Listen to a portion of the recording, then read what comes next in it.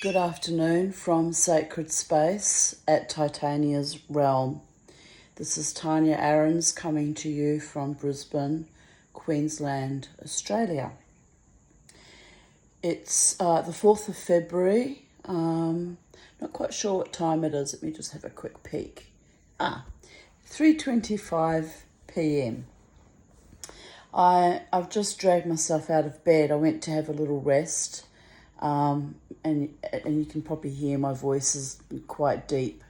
Probably only had about 3 hours sleep this morning, so I laid down to rest. But I sort of dozed slightly because I became intrigued by a video that was attached to a Substack written by Robert Malone, who is one of the scientists that originally was involved in the invention of the mRNA technology, who has since had cause to regret his role in that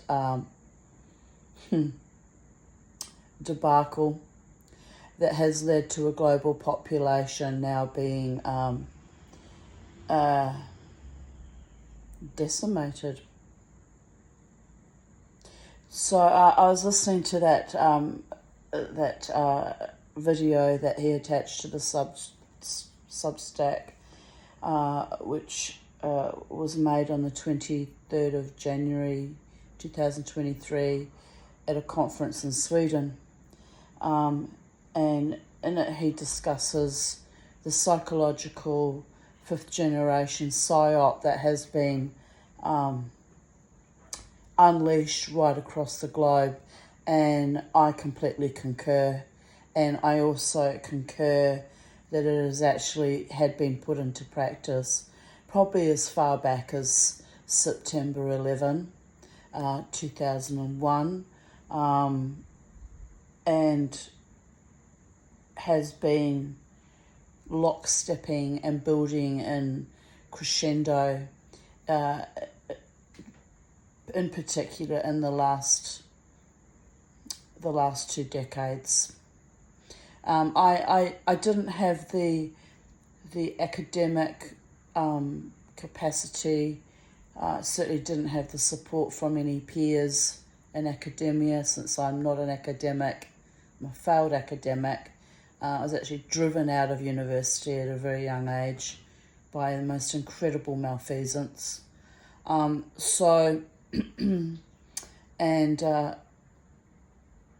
Actually ultimately driven even out of a Jewish congregation I belonged to, again by spite and malfeasance by actors and players in that scene. So I have been on the receiving end of PSYOPs in one form or another, governmental, religious, academic, for 57 years and 3/4. So I have always been, to a large degree, the canary down the mine, because I had the intelligence to know that something wasn't quite right, but I didn't have the active support of someone align with me and say, this stinks to high heaven and here's what we can do to shift it. I've been at the vicissitudes of a gigantic anti-humanist murmuration. In the video, Robert Malone uses the concept of gossip and slander and people whispering in ears and gaslighting and causing division and confusion, right? Which is completely how it's done. It's how it's always been done. And at times, I have to admit, I may have been guilty of it too. Like, I made a video about a man that I perceived was quite noxious and toxic, that's been coming to the casino recently. And so I'll go into how I alienated him quite skillfully last night. Not alienated him from being in that venue and that environment, because I believe in everyone's freedom and right to drink and dance and socialise wherever the hell they like, as long as they don't get up on my face and create problems for me when I'm doing my thing and I've given off quite stern body language that I'm not engaging. In my previous video, I said I would not engage, and I have, if nothing else, but consistently transparent and ethical to my own human rights and will to live and will to exist. And I am also consistently displaying a level of integrity that I don't see very often in other humanoids, especially in this current paradigm. So I was out last night dancing wildly as I do, and this particular gentleman, who I now think actually does lack intellectual capacity. I think there's something not quite right with that man. Now, I'm not judging, because I am myself a disability pensioner with my complex PTSD issues. So, I have my own flakiness that I come pre-programmed with. But this particular man turned up and stood and waited for me in my spot, which was a faux pas of epic proportions. And although I didn't show any overt reaction to it, I simply slid to the opposite side of the stage and, began dancing out of my traditional spot on the opposite side, which, the security guards would be well aware is out of character for me. I usually maintain that little position on the right-hand side of the stage. But I thought, if numpty man who's thinking he can somehow obsessively, it is obsession to play games like that, take over my spot and stare at me like this, thinking he will upset me, he was wrong, completely wrong. So anyway, he maintained his position in my spot, and he realised he was getting no attention from me because I did my own thing. And apparently he had a minder with him last night. Someone referred that he has a carer. So I found that unusual, because in the previous 6 weeks since he's been coming, he hasn't brought a carer before. I must be a very intimidating, frightening woman if a grown man needs to bring a carer to back him up at the casino, right? It's a bit bizarre. But, so this man by turns kept his distance, his carer I'm talking about, at the back of the bar, and had me under observation and watched me quite judiciously. So I don't know what his deal is, or what these two gentlemen's, well, they're not gentlemen, are they? They're really quite vile and creepy. But what their agenda is, I have no idea. But having just watched this read this interesting article and video on PSYOPs and divide and conquer, and the kind of malevolence that is seeping out in our society, I don't think that this is an accident, or it's just a little bit too synchronistic, right? That these two men have decided to hound me in my place where I go to play, let off steam, relax, dance, have a few drinks, and socialise with my few friends at the casino that I do value, because I've been going there for 12 years, and we have built over the years a relationship of a modicum of trust, although by nature and by virtue of my complex PTSD, I trust no one. So if I found myself saying to another long-time casino friend who dances with me regularly that we were dancing, there's a name for it, it is kind of interpretive dance where you follow each other's movements.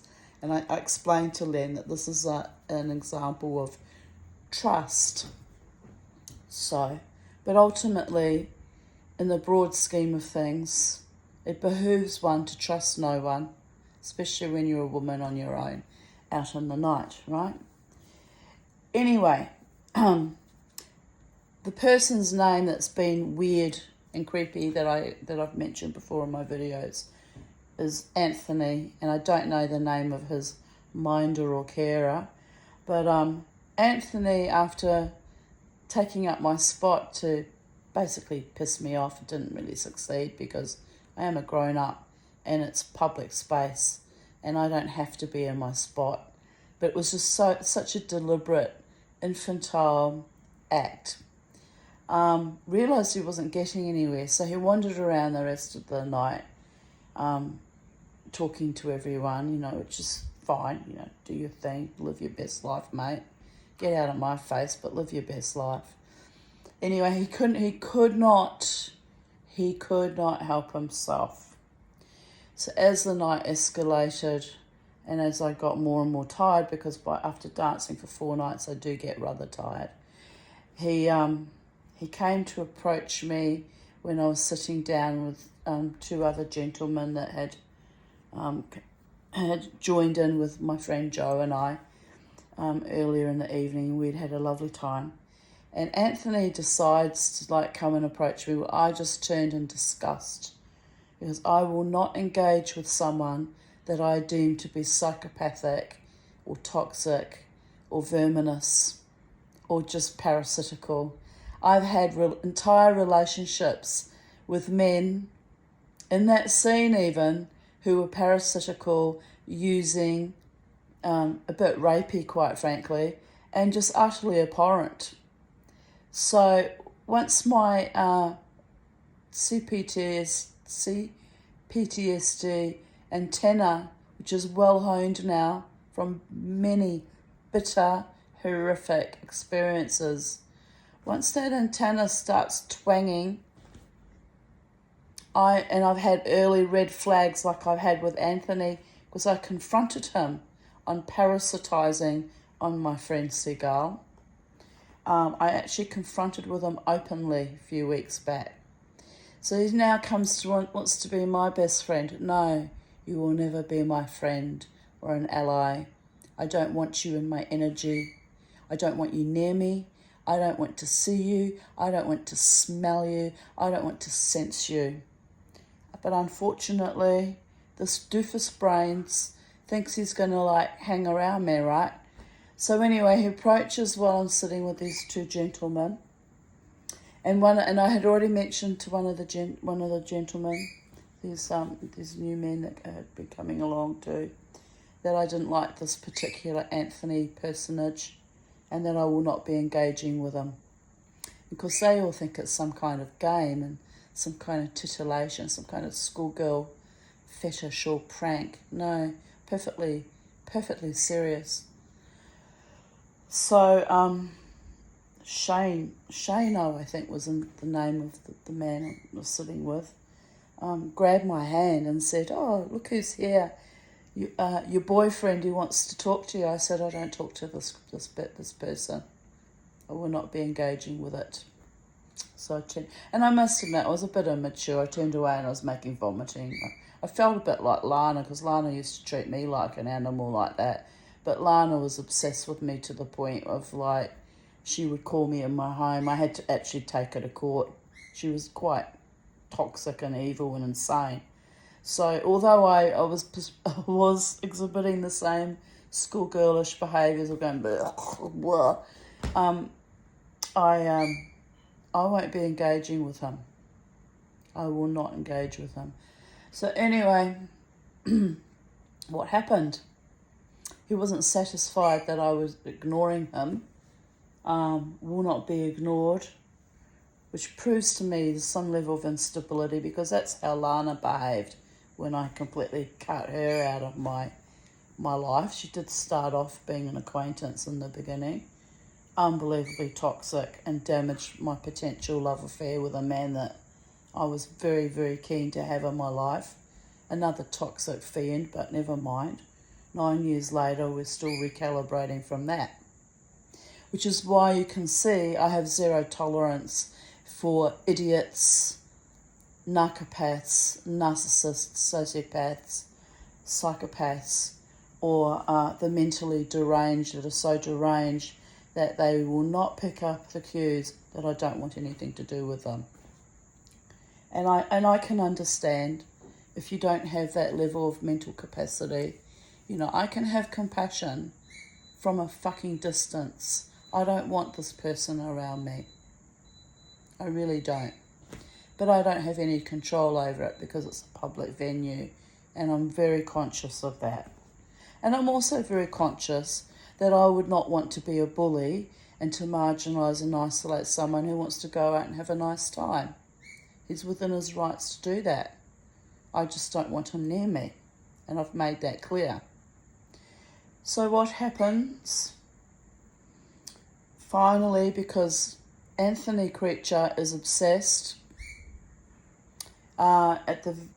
just before we left Joe and I, because, you know, by this time it was 2 a.m, I'd been dancing with Joe since I got there late last night. I got there at 10:30. I usually try to start my night at 10 o'clock, but I was running a bit late. So after dancing for what, 2.5 hours, what was it, 11, 12, 3.5 hours. I was quite exhausted. Anthony again steps up behind me, wanting to be near me or engage me in some level. And my beautiful friend Jo was dancing in front of me. I could see the look on her face that she thought it was inappropriate. He was slipping up behind me too. And I was so annoyed by this because I had deliberately frozen him out and kept away from him, you know, and avoided him all night, that I actually said, why is that motherfucker hanging around me again? He heard me. He ran on his slimy little legs straight to his minder or carer or whatever he is. And that one shot me an evil look. And they made their way to the back of the bar and they left with the minder giving me the most evil death stare. Now, I'm not afraid of an evil death stare, people, because I too can give out a nice little death stare when I want to.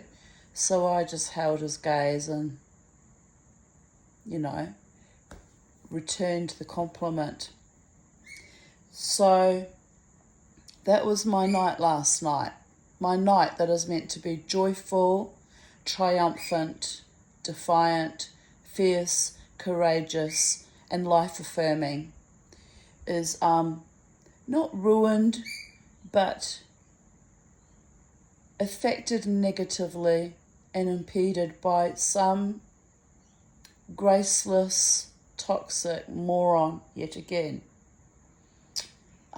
It's come to my attention that he is a bit simple because he once again dive-bombed when I was talking to Shano and his friend Rick, stating that he'd had free beers all night and everybody likes him, looking for my approval.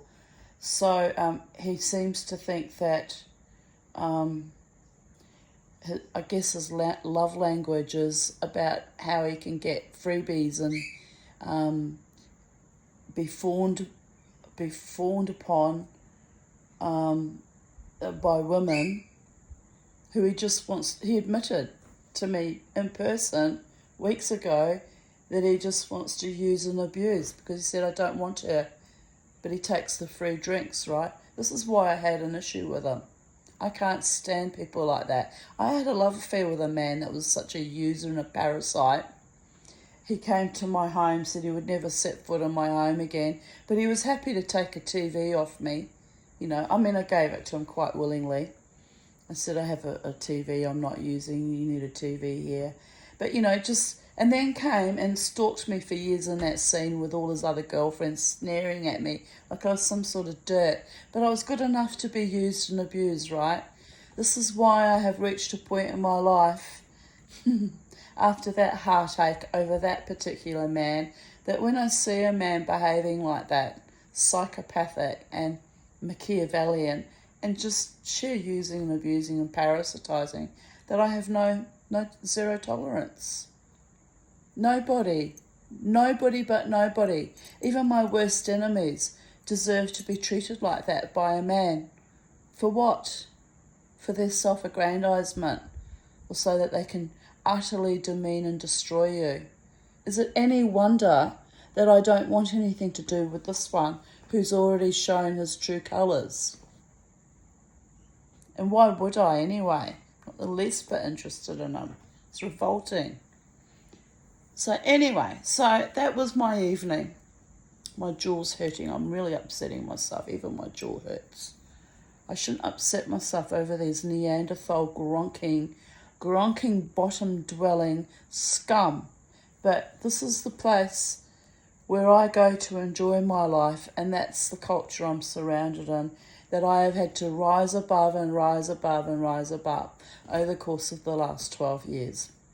So there is a great grace in standing in your own authority and rising above the bullshit every weekend. It was a skill I had to learn over time, and it came hard won with a great deal of suffering, including a suicide attempt, triggered by the bullying and the viciousness by people like Lana and that former lover. So that wasn't the sole reason why I lost my bottle, but it was a very large contributor. Anyway, talking about psyops, how people will belittle and degrade and demean you until you have nothing left. And when you have nothing left, they'll still ride your maggoty corpse for as long as they can. Sometimes quite literally. Necrophiliacs is what they are. Filthy is what they are. So, but don't worry, Mama T, the Tanya, is keeping her body, mind and spirit pristine. And we are in a psy-operative war. It's quite true, that article I read and I shared. It's real. It's been going on for some time. And I have barely been surviving that psy-operative war, even in my own Jewish community. Decades I've been barely surviving it. Well, I'm done barely surviving. I'm done. I want to thrive. I want to be treated courteously and respectfully and ethically, with integrity, with compassion and with kindness, according to the situation and what is needed. Anyway, I left the casino with my friend Joe. We met up with Sally, and I saw them off at the Maya Centre because I wanted to go and get something to eat because I was ravenously hungry. So I went and got my Hungry Jacks, and I sat in the Queen Street Mall. And then I proceeded to go back to get my car, which was still in the casino car park. And as I went walking down Elizabeth Street, there was a very intense and heavy, oppressive, dangerous vibe, and I felt very, very guarded. But anyway, I managed to get myself safely past those entities that were walking or milling around there, and I got myself George Street, walking down the side of the casino, George Street. I got myself across the road up Elizabeth Street, and I proceeded to walk up, and I saw my homeless friend Katrina, and I said hello to her and gave her a kiss on the cheek, which she doesn't normally like to be hugged or kissed, but anyway, she accepted it with grace. And I said hello to my friend George, the busker, and I even said to Katrina, he hasn't been talking to me for a long time, but I haven't been coming out much because I've been so tired after dancing. I've been going straight to my car, going home straight away, which is, a sign of how badly exhausted I've been. because I used to always make a point of coming out and having a little bit of a sing and a dance, or at least a 5-minute chat with George and whoever, homeless people were around or other acquaintances. And I'd go and I'd buy something to eat, like a pie at the 7-Eleven. And that was my long-standing tradition for many years, which I've stopped doing because I'm tired, and there's been a level of unease for months now. Months. Anyway, I turned around and I looked at Queen's Park and was astonished to see the whole park was full of pineapple plants that many had been, they were all originally potted, but many had been pulled out of their pots, and there were huge bins where they were throwing the plants into. And I said, "What's going on here, George?" He said, "Oh yeah, they're giving away pineapples, they're just sitting there." Anyway, I went over, I said, I hesitated. I said, "Oh, are they free?" He went, "Yeah, you can get them, people are taking them." And I hesitated because it was just so bizarre. And I said, "Oh, I should get one to take home, put in the garden." And I went over and I spoke to, actually it was the security manager, and he knew my name, but I don't know his name. I might have known it at some stage, but over the years I've forgotten it. He's a very nice man, Māori man. And I said to him, I said, "What's going on with all these pineapples?" He said, "Oh, some farmer just delivered them 2 days ago and laid them all out here." I said, "What, is it a form of protest against, like farming methods, or is he just overstocked and has to burn them, and he just thought he'd give them to the public?" He said, "I think he just decided to give them to the public."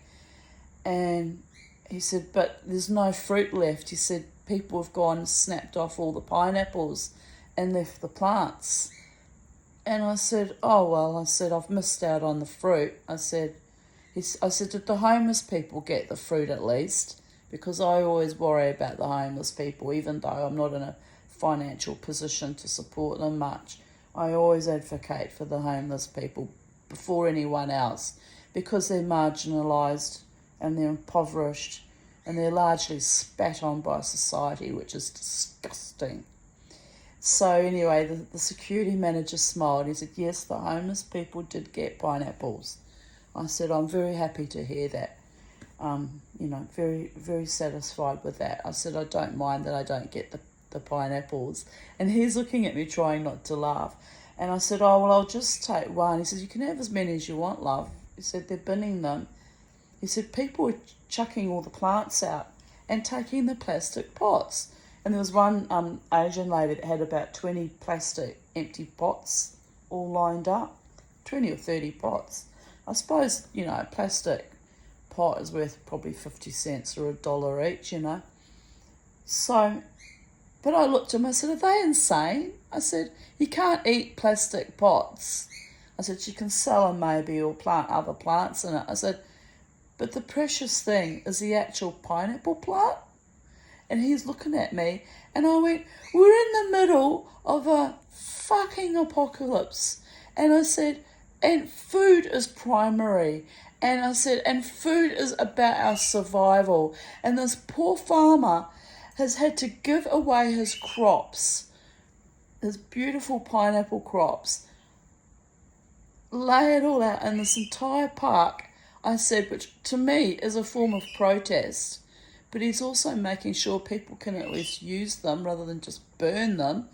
And I said, "And what are the human beings focusing on? Plastic pots, instead of the actual plants themselves, which deserve to live and thrive, and in a few years will produce more pineapples." And he's like, yeah, you're right. And they're trying not to laugh at me because they could see I was really getting myself quite worked up about it. Anyway, I grabbed two pineapples that were still in their pots. And he said, "No, have as many as you want." I said, "Oh, I won't be able to carry it at all. My car's under the casino." I said, "If I could carry more, I'd just chuck them all in the car." But I said, "Look, He said, well, they've been out here for 2 days in 35-degree heat. So, well, there's a chance they probably won't survive anyway. So I ended up grabbing 5 pineapple plants, and I looked for ones that had little baby spike little leaves, like new shoots coming up, because I thought they're vigorous and they might have a chance of surviving, right? Anyway, the Asian lady comes to me and she says, don't bother with the plants. She said, they won't grow. They've snapped off the fruit and the plant itself will die. I said, no, I don't think so. She's like, what? And I went, well, they've still got all their root systems. I said, you just chuck the root system back in the ground and water it and nurture it and fertilise it. I'm quite sure they will grow again. No, they don't, she said. Once they're fruited, they die. Well, look, she could be right. I don't know. But I'm pretty sure I've grown pineapple in the past, and it was just grown from the stub at the end of your pineapple, the stem. It just grows. This is Queensland, mate. Everything grows. It's the subtropics. Half the time you stick a dead stick in the ground and it grows, right?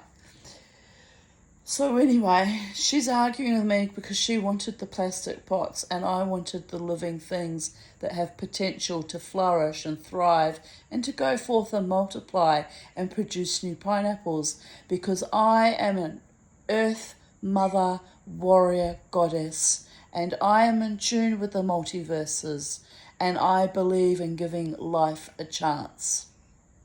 And a plastic pot is not going to feed your body or your soul. It might contain another living thing, give it a chance to live.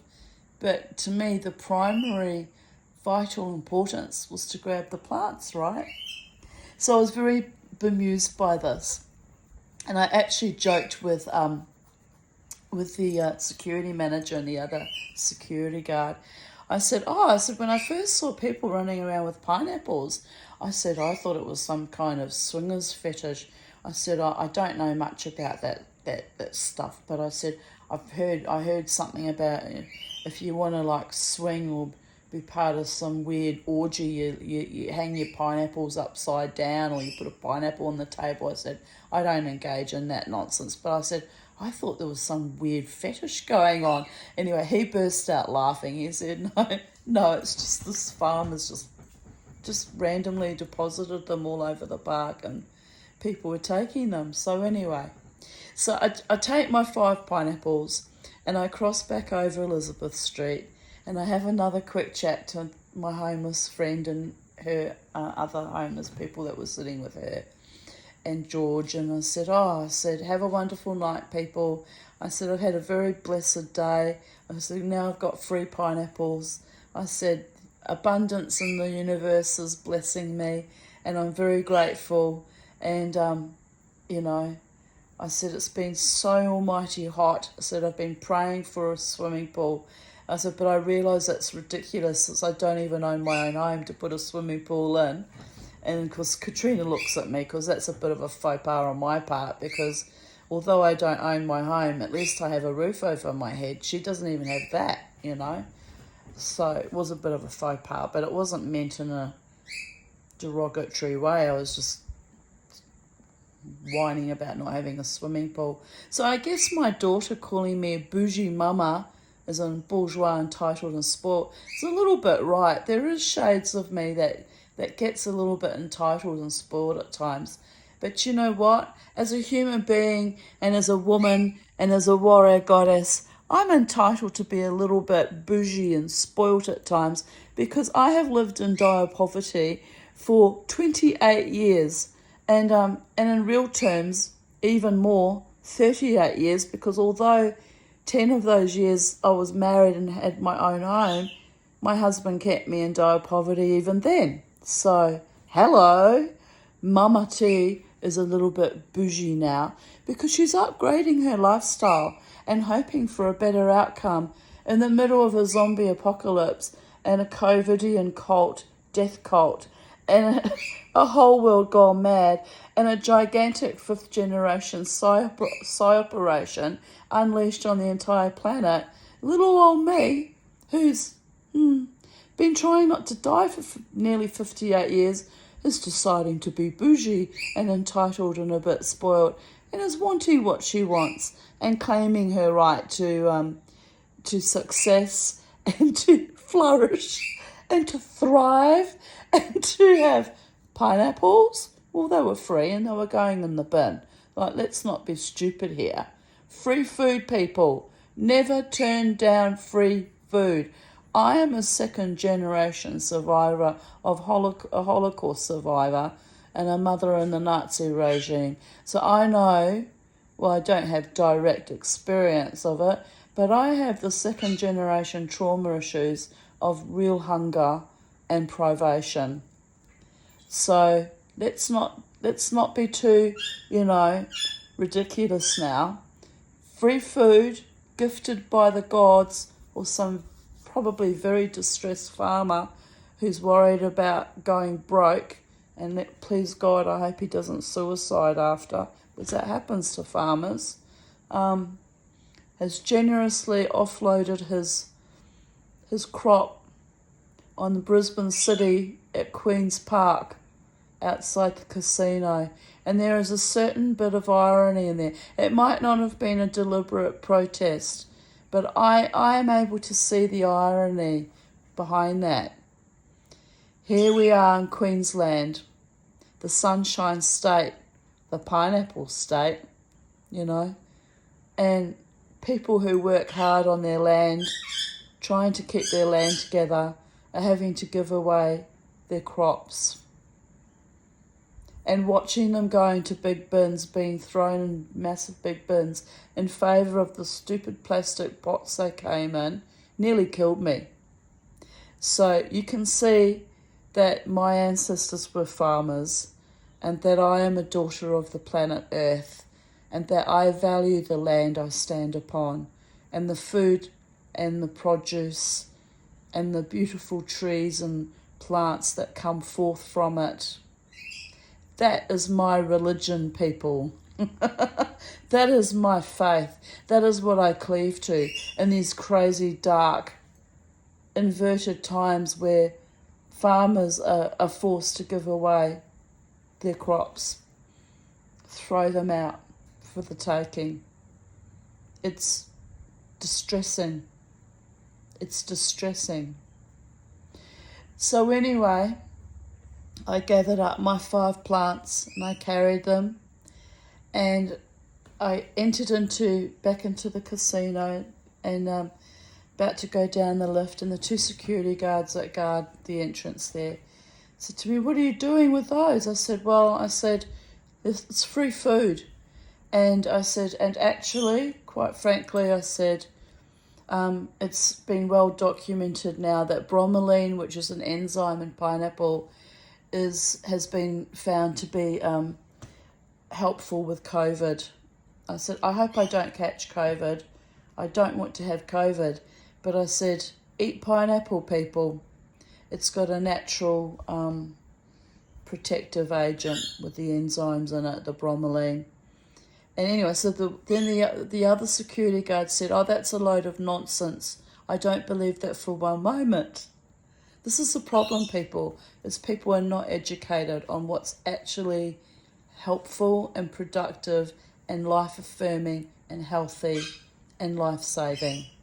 And they're fed disinformation, and they'd rather go run around with a plastic pot that you can't eat, you can't really do much with, and reject the life-saving, earth-giving food grown from our very soil, from Gaia, Pachamama, Mother Earth, Sophia, call her what you want, the land we stand upon. They desecrate and deny the very thing that gives us life and sustains us throughout our existence on this planet.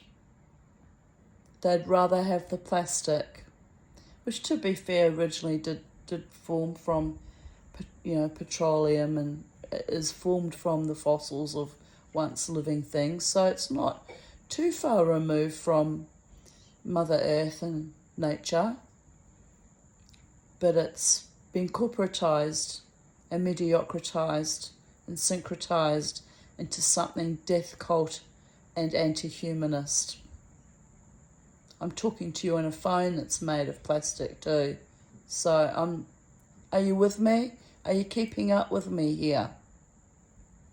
We're losing our minds over the most... It's just, the whole thing's insane, people. It's just insane. Anyway, so these two security guards, quite cute actually. I almost felt like I was in a Samuel Beckett play, waiting for Godot, waiting for the answer. To eat the fruit of life, the pineapple, which kind of is represented a little bit by the pineal gland. Well, that's really a pine cone, but work with me, babies.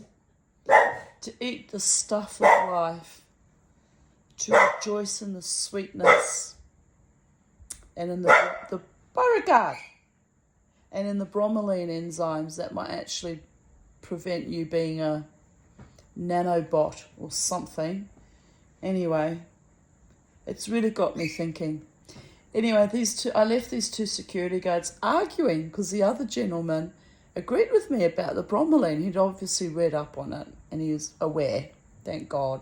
Thank God there's people out there in the world who are actually aware of what's going on and are keeping tabs on things. So they were arguing and he was saying, no, she's right. Bromelain's very, very helpful and it's very healthy for you. And anyway, I was tired now. I wasn't going to enter into a debate with two security guards when I'm about to go home. So I went down in the lift, walked to the second lift, went down to my car, carrying my beautiful, cherished, much appreciated, much adored pineapples, and it was scathing hot in the car park. I mean, it was hot all night, but it was particularly hot in the car park. My glasses fogged up. I could hardly see to open the boot of my car. That's how intense it was. So I'm laying out these pineapples in the boot of my car, and then I thought I need to put them on Facebook and Instagram because I like to document my life, as you can see by my zany videos, as a defiance, as perhaps my last human interaction of how I feel about my life and what's happening to my planet and humanity as a species. Just in case, someone presses that red button, bzz, we disappear in an instant, in the next 5 minutes, tomorrow, however long it takes before they completely devolve into destructive behaviour that is anti-planetary and anti-human. It's not enough that we have the COVID regime, right? But, they're hovering over those red zone buttons all the time now with Russia and the Ukraine and China and America. I mean, it's a nightmare, people. I'm living in a dystopian nightmare. Stuff I used to watch for entertainment on sci-fi and horror movies is now my reality. And not just my reality, but your reality too. And what are we going to do with it? We're going to gather our pineapples and we're going to keep planting our seeds and growing our food and nurturing each other, except for maniacs that try to oppress me where I dance because they lack cognition or they're so zombified up from this that they have no human skills left in them if they ever had them beforehand, which I very much doubt. Except for those, I won't be tolerating those types. But the rest of humanity that I still have great hope for and pray for daily and wish a peaceful, beautiful outcome for all of us, what are we going to do about the situation? Are we going to sit back and be complicit in our own destruction as a species? Are we? I ask you. So, I came home with my pineapples, my much treasured, adored pineapples, And I got out of my car, and again my glasses immediately fogged up. Could hardly see. I shut my gates. I opened up my boot. I'm trying to be like quiet because it's like by this stage it was like just past 3 a.m. And I'm pulling out my pineapples and I'm dropping them because I'm hellishly tired by this stage. And I'm walking up my pathway up the side of my house, and I deposit the pineapples, and I go inside my house, pardon me, and I put my bag down, and then I think to myself, I can't go to bed without planting those 3 pineapples that aren't in pots, right? Because they've been out for 2 days in 35-degree heat. They need every chance they can get to survive. So I go back out in the dark. It was a bit mad, people. It was a bit mad even by my standards. And I'm scratching in the dirt. And I planted those 3 pineapples. And then I said to myself, well, the other 2 can wait till morning. But of course, the other 2 had no soil either. So they really should have been planted at the same time as the other 3. But I thought, well, they're sitting in pots, so they have a little bit of protection, So I watered them all lovingly at, 3:30 in the morning. And I had to water them. I didn't get the hose. I just went to my laundry and filled up a pot and poured the pot of water over them all. And only then did I go and have a shower and took off my makeup and went to bed. Well, by this stage I wasn't tired, was I? Because I'm on my 5th or 6th wind, which means I get insomnia and I'm like, wide for sound, ready to go, ready for action, ready for battle, ready for any eventuation. So, because I'm lying there on my bed thinking, you're tired, you've danced all night, you've brought home your pineapples, you've planted them, calm your farm, calm your bleep, bleep, bleep, bleep farm, Tanya. Well, the calm didn't come till about 6 o'clock when I finally passed out into exhaustion and sleep. And here's the weird part. I woke up at 9 a.m. So I only really had 3 hours sleep last night. And the weird part is 9 a.m. wide awake, ding, ready for action. I got up straight away, put a sarong on, went out, and it was quite funny actually. I planted the other 2 pineapples. I was determined. So there's 5 pineapples all in the back corner of my house, and I already have one growing there previously that does actually struggle to thrive there too. So now I'm motivated. There's 6 pineapples there in that corner that I have to keep alive, come hell or high water. And look, honestly, I don't know if I can, because they were out for 2 days and they're probably half dead already. Actually, the security guard inside the lizard, he said, why are you bringing those half dead things home? And I went, because I will make them live. They will live. If it kills me, they will live. So they have no idea how determined I am. And sometimes things do surprise you. And they do live. Look at me with my purple cyanotic lips. I've lived like that for, decades. So, and my feet hurt. Look at my poor footsies. My feet hurt. And I'm a bit sore. And, I got given some little Christmas ornaments yesterday, which I'm going to give to my friend Jared because he loves to decorate for Christmas every year. So my feet hurt and I'm tired. I'm very tired. And even though I had a nap earlier, I didn't sleep because I got interested in this video. So the moral of my story is plant your garden, people. Sleep the sleep of the just. Love your beloveds. Although I'm still quite angry and distressed about the way I was treated by a certain former lover that I mentioned earlier in this video that used to trawl woman after woman after woman in my face and was sadistic and cruel. I've been picking up on his energy now for about a month, and I've been pushing it away, trying very hard not to engage. And so tomorrow I have drumming, and he did actually click a like button 2 months ago, just before Christmas actually. So just over, it's not really 2 months, is it? 6 weeks ago. So, and I don't know if he's going to turn up to drumming or not, and I don't really particularly care, because he's played this game with me for 9 years, and it's perverse and weird and illogical. But I half expect him to turn up tomorrow. I really do, because the energy I've been receiving from him is intense.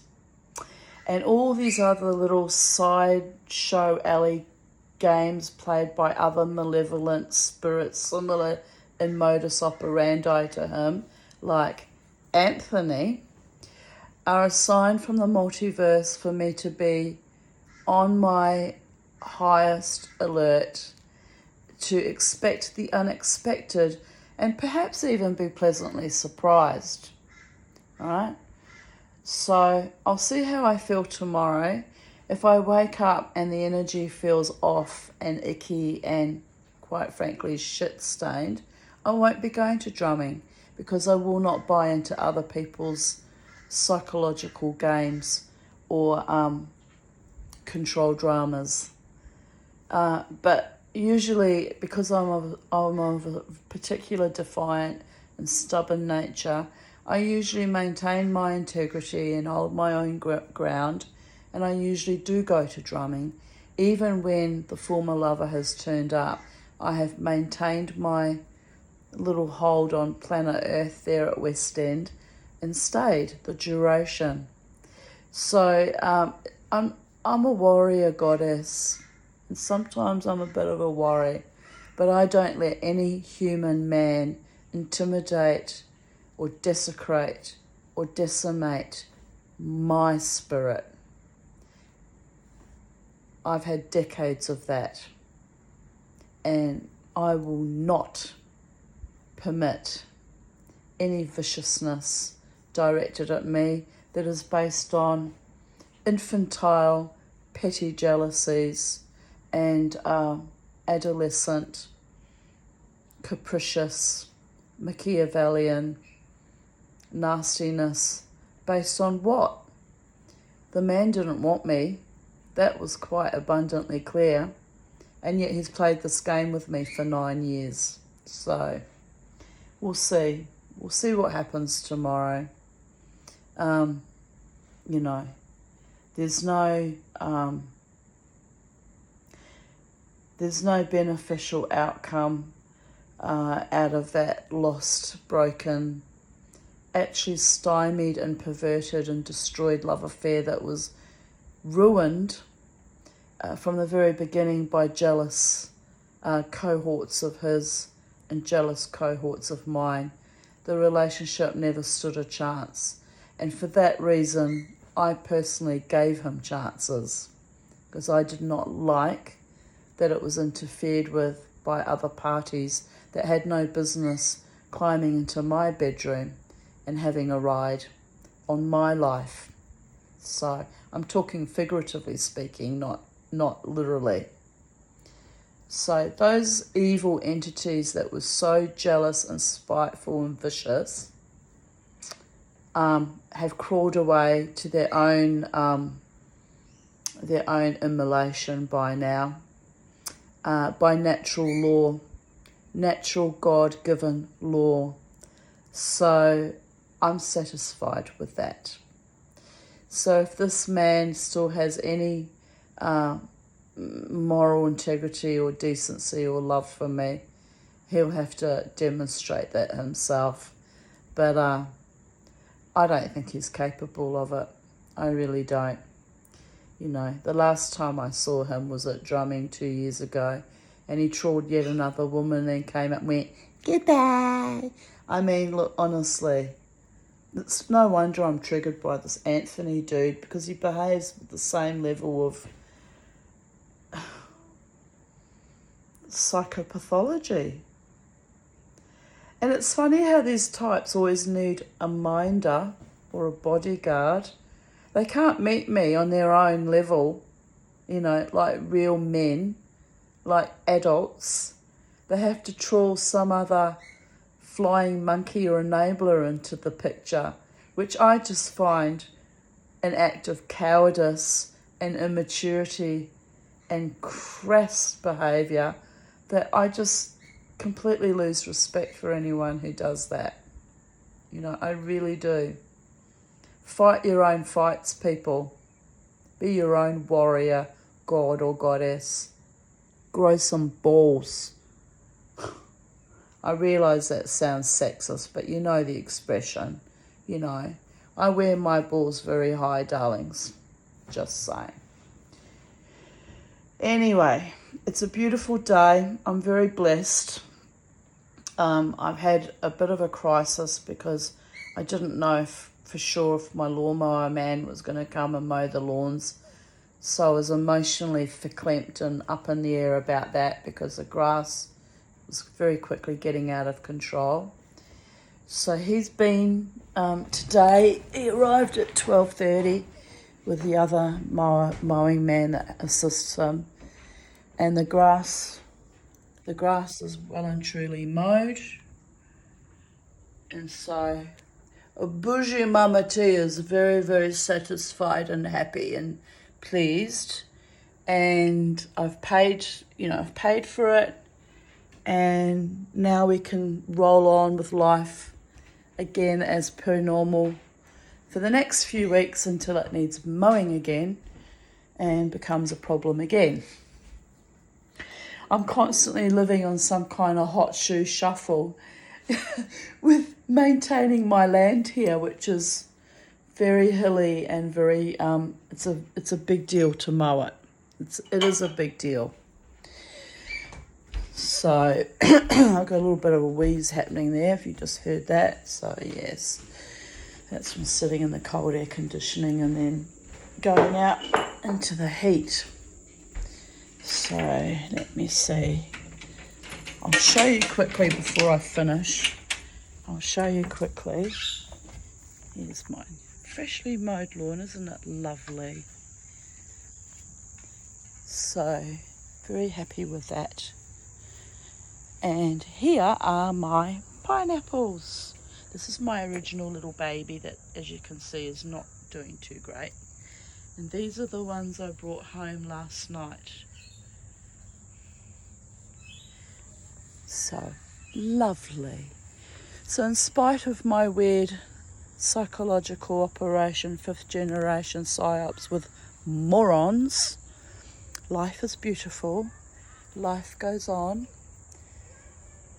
And I want to thank all those people that watch my videos, that support and motivate and encourage me and genuinely respect and honour and like me. And my few close friends who love me and are so kind and supportive and generous to me. And my daughter. And I want to thank the gods. And I want to thank planet Earth for the abundance and the beauty and the peace we may yet as a species wrest from this horrific debacle that's been inflicted on us in recent years, but in particular for decades now. So have a beautiful day. Here's my little parrot beak heliconias, and that's another big job I have to do at the end of summer, is cut them all down. And yes, look, Beauregard's enjoying walking around the garden. Here you go, Beauregard. What are you doing, little baby boy? Just sort out, I put things away when the men come to mow. Hang on a sec. It's my bird bath for the birds to swim in, and Bobo has a little swim in it too. So I just had to put that back. So yes, everything's lovely, and it's cooler and it's rained. So today is a perfect day. Live long and prosper, people. Be happy, be blessed. Plant your gardens. The ultimate act of defiance is to sustain your bodies with healthy, life-giving food, glorious food. On that note, I'm going to have a late lunch. Bye for now.